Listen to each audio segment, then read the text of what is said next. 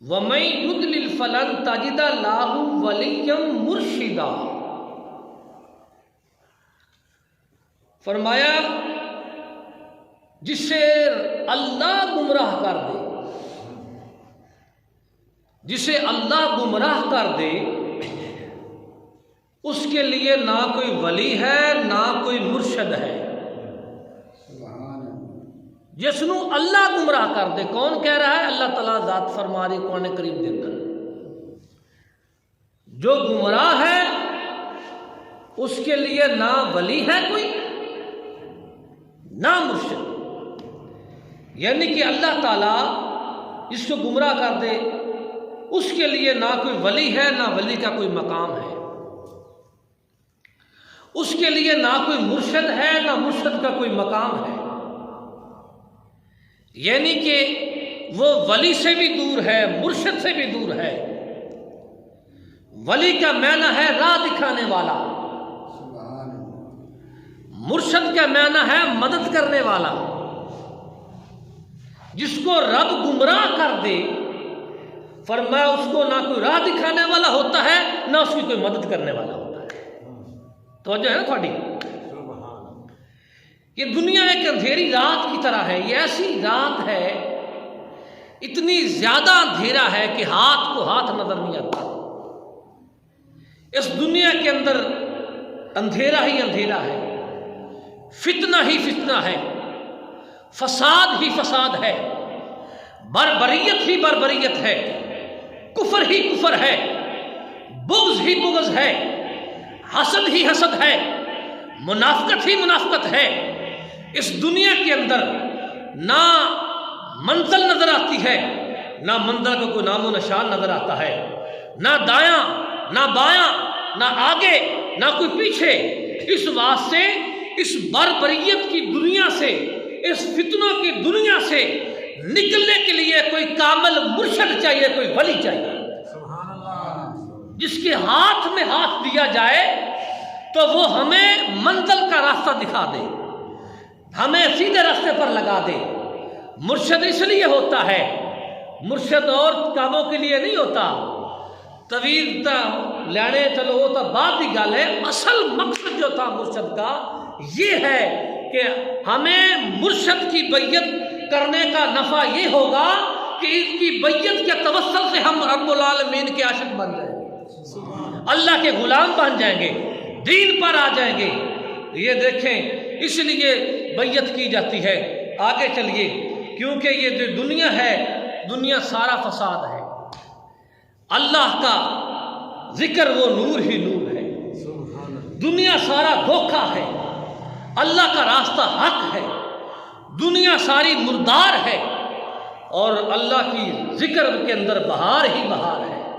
تو لہٰذا اصل مرشد کا جو مقصد ہے یہی ہے اور کوئی نہیں۔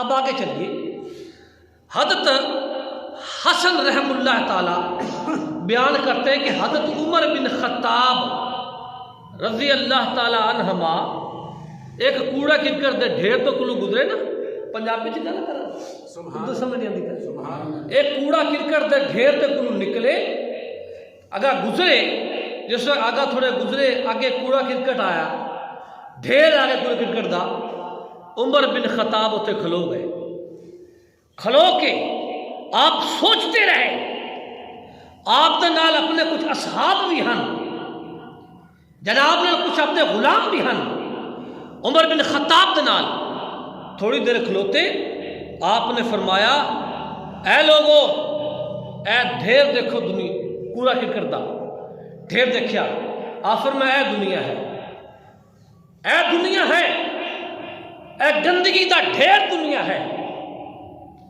جس کے پیچھے تم مارے مارے پھرتے ہو، دن رات ایک کر دی، رب کی بارگاہ میں جھکنا چھوڑ دیا، رب کی چوکھٹ پر آنا چھوڑ دیا، اس کی تعلیم پر آنا چھوڑ دیا، اس کی محبت چھوڑ دی، اس کا راہ چھوڑ دیا۔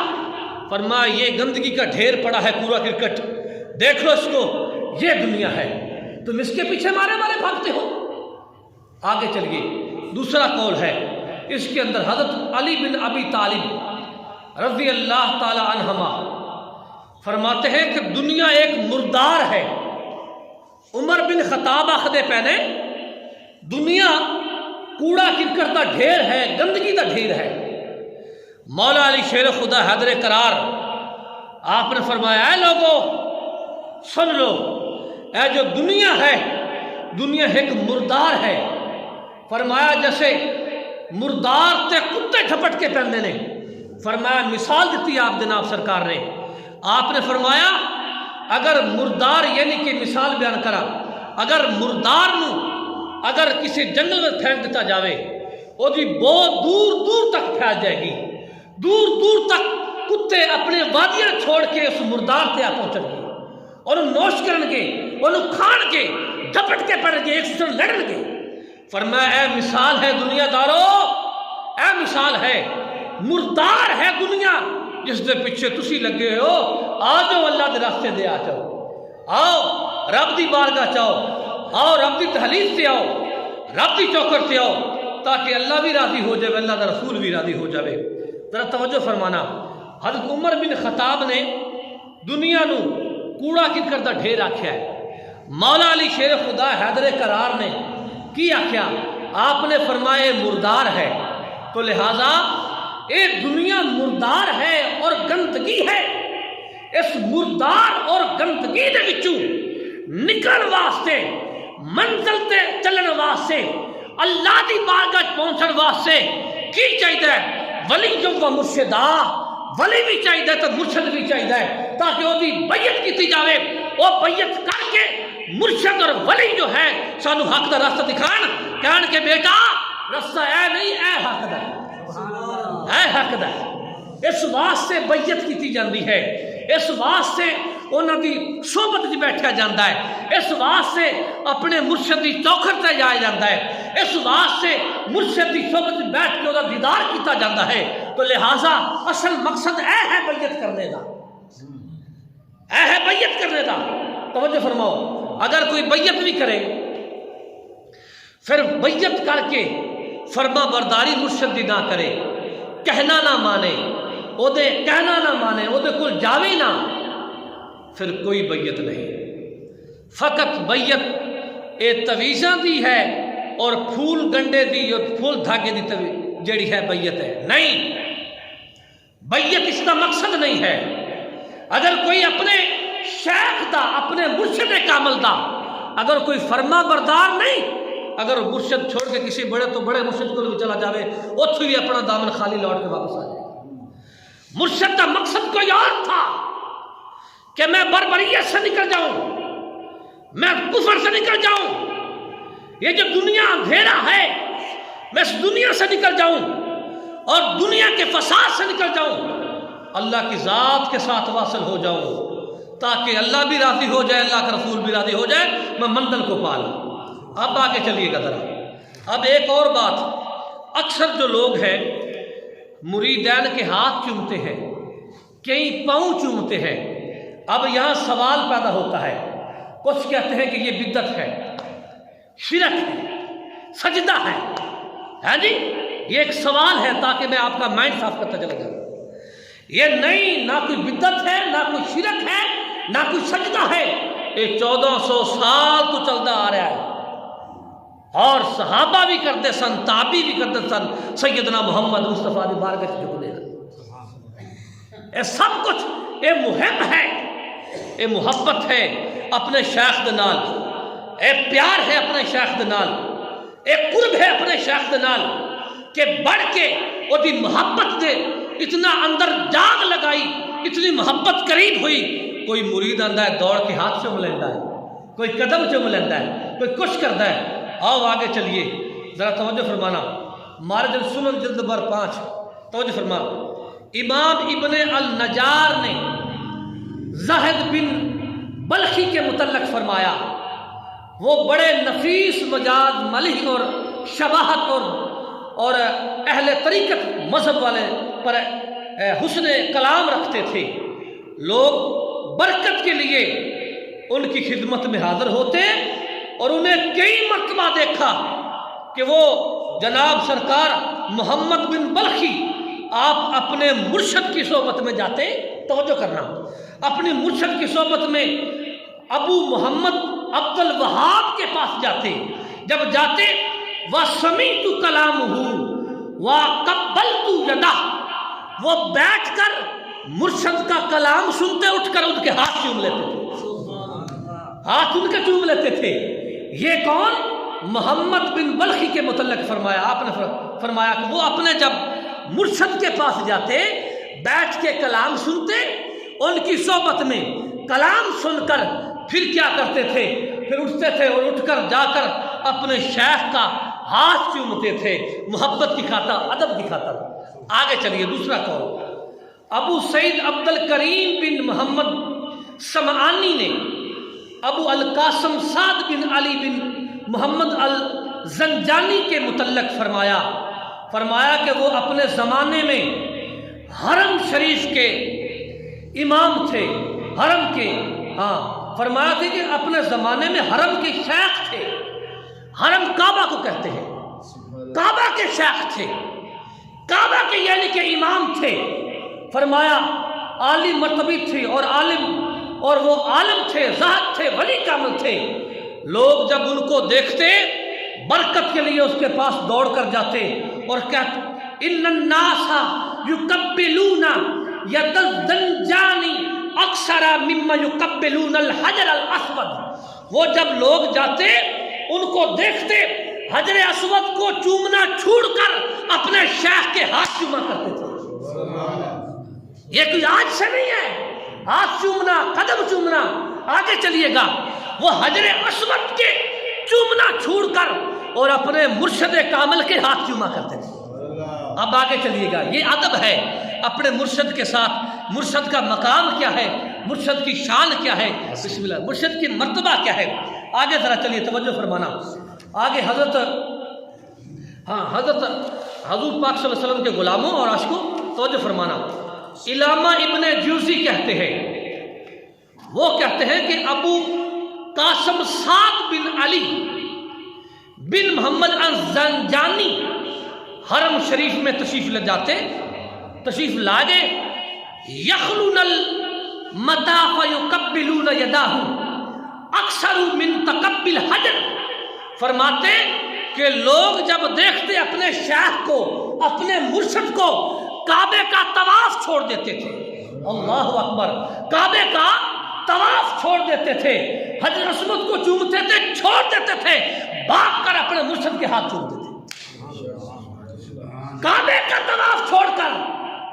یہ کوئی نیا کام نہیں ہے مرشد کے ہاتھ چومنا، یہ سوال ہے، بڑا عظیم سوال ہے، اکثر دنوں میں آتا ہے اور لوگ طرح طرح کے یہ سوال کرتے ہیں۔ میں آج ان کو جواب دے رہا ہوں، پرفیکٹ جواب، اور اس جواب کا کوئی رد نہیں ہوگا انشاءاللہ تعالیٰ، توجہ فرمانا۔ تو وہ کیا کرتے تھے؟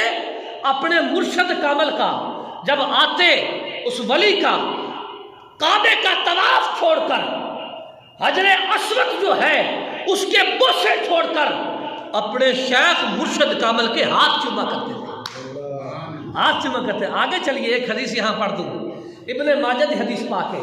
حضور نبی اکرم صلی اللہ علیہ وسلم، آپ کے ذہن میں سوال اٹھا ہوگا ضرور کہ پیر صاحب یہ کہہ رہے ہیں کہ خانہ کعبے کا طواف چھوڑ کر اپنے شیخ کے ہاتھ چومے جا رہے ہیں، ان کا مقام زیادہ ہے یا کعبے کا مقام زیادہ؟ سوال آگے نہ دے لیں، ذرا کلیئر کر دوں۔ آؤ ابن ماجہ حدیث اٹھاؤ، ابن ماجہ، حضور نبی اکرم صلی اللہ علیہ وسلم خانہ کعبے کا طواف فرما رہے تھے، طواف کے دوران آقا دو جہان سیدنا محمد مصطفیٰ صلی اللہ علیہ وسلم نے اپنا ہاتھ کعبے کی طرف کیا، انگلی کی، فرمایا اے کعبہ، تیرا بڑا مقام ہے، تیری بڑی شان ہے، بڑا مرتبہ ہے، ٹھیک ہے اپنی جگہ پر، لیکن سن لے کعبہ، تیرا مقام جتنا بھی ہے، میرا ادنا سے ادنا جو امتی ہے نا، اس سے تیری شان کم ہے۔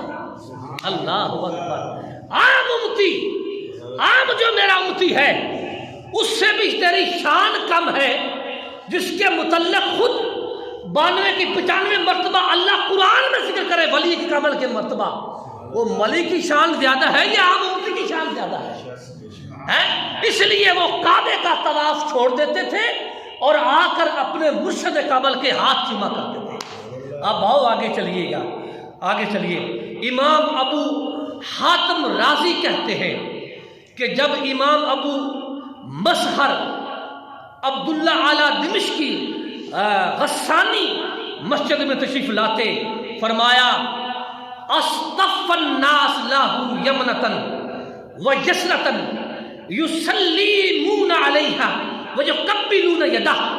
فرمایا لوگ کیا کرتے تھے، جب ان کا شیخ مسجد میں آتا تو ان کے مریدین، ان کے چاہنے والے دو صفے بناتے تھے، ارد گرد ایک صف ادھر اور ایک صف ادھر صفوں میں کھڑے ہو جاتے تھے اور کھڑے ہو کر ان کا استقبال کرتے تھے، جب داخل ہوتے تو ان کے ہاتھ چوما کرتے تھے، ہاتھ چوما کرتے تھے۔ یہ آج سے نہیں، آگے چلیے گا۔ اب ذرا توجہ فرمانا، یہ جو سارا پروسیس ہے، مرشد کے ہاتھ چومے جا رہے ہیں، ان کے قدم بھی چومے جا رہے ہیں، یہ کیا ہے؟ یہ کوئی استغفر اللہ بدعت ہے؟ یہ شرک ہے؟ یہ کوئی سجدہ نہیں، یہ سارا ادب ہے۔ اب آگے چلیے، مائنڈ کو اور صاف کر دیتا ہوں۔ مائنڈ اگر آپ کا صاف نہیں ہوا ہاتھ چومنے کے لیے، میں آگے صاف کر دیتا ہوں۔ آگے چلیے، حضرت صہیب رضی اللہ تعالی عنہما جو کہ حضرت عباس رضی اللہ تعالیٰ عنہ کے غلام تھے، وہ روایت کرنے۔ اب صحابی کی باری آ گئی۔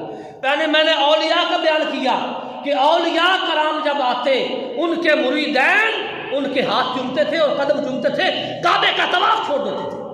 اب آگے چلیے، اب صحابی کی باری آ گئی۔ حضرت صہیب رضی اللہ تعالیٰ عنہ جو کہ حضرت عباس رضی اللہ تعالیٰ عنہ کے غلام تھے، وہ روایت کرتے ہیں، قالا رأیت علیًا یقبل ید العباس ورجلیہ ویقول یا امت ارضا عنی۔ فرمایا کہ میں نے حضرت علی مولا علی شیر خدا حیدر کرار کو دیکھا۔ توجہ کرنا، اب حضرت علی سے تو بڑا کوئی نہیں ہے نا، توجہ السلام علیکم، حضرت علی سے تو بڑا کوئی صحابی نہیں، توجہ فرماؤ۔ انہوں نے کہا کہ میں نے علی کو رأیت علی یقبل، فرمایا میں نے مولا علی شیر خدا کو دیکھا کہ وہ آگے بڑھے، حضرت عباس رضی اللہ تعالیٰ عنہ کے ہاتھ چومے، پھر قدم چومے، چوم کر کہتے ہیں وَيَقُولُ يَا عَمَّ الرَّادِ انی، اے میرے چاچا تو میرے اتنے راضی ہو جا، اے میرے چاچا تو میرے اتنے راضی ہو جا۔ کون ہاتھ چوم رہا ہے؟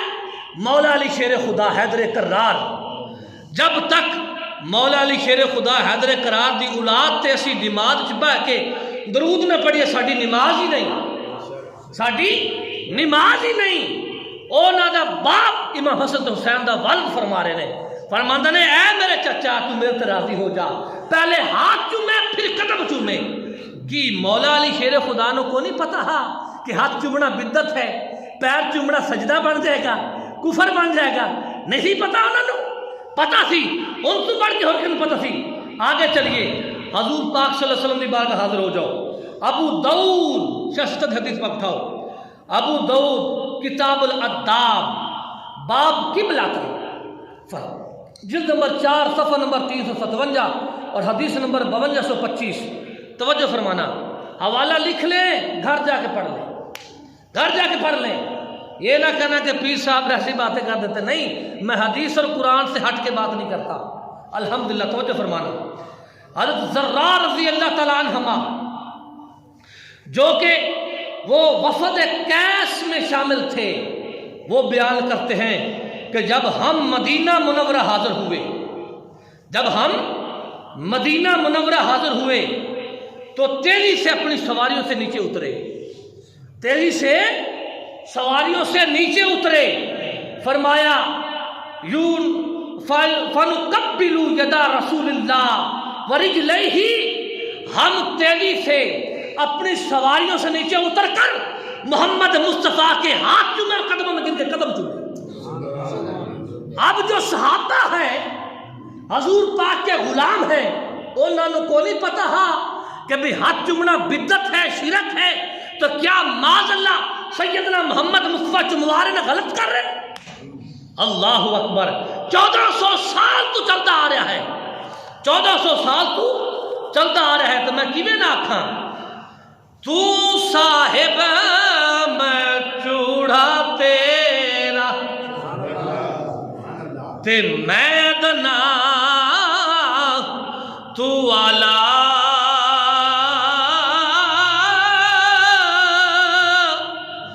فضل تیرے دے میں صدقے جاواں مولا تو میرا رکھوالا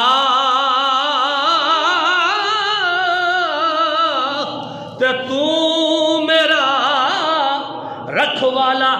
اب حضور پاک سیدنا محمد مصطفیٰ صلی اللہ علیہ وسلم دے غلام آندے نے، تیزی نال سواری تو اترتے نے، اتر کے محبوب محمد مصطفیٰ دے ہاتھ چومدے پے نے، پھر قدماں تے گر جاندے نے، قدم چومدے نے، بوسا لیندے نے، جدوں دل بھر جاندا اودوں اٹھدے ہو۔ اللہ اکبر۔ کیا حضور پاک نے نہیں پتا کہ بدعت ہے، شرک ہے؟ استغفر اللہ العظیم۔ آؤ آگے چلیے گا۔